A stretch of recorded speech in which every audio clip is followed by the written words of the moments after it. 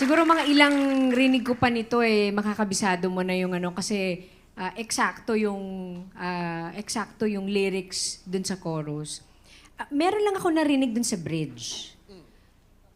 Dahil unang beses ko palang narinig tong kantang to, hindi ko sigurado if parang hindi shoot yung melody sa areglo.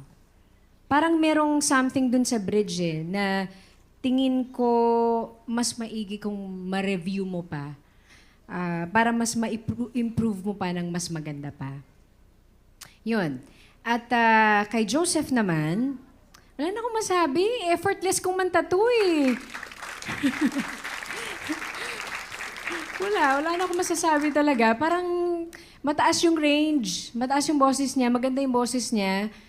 Pero hindi siya nahirapan, ganun. Para dumidighay lang. Oo, ganun. parang wala lang. Easy-easy lang to.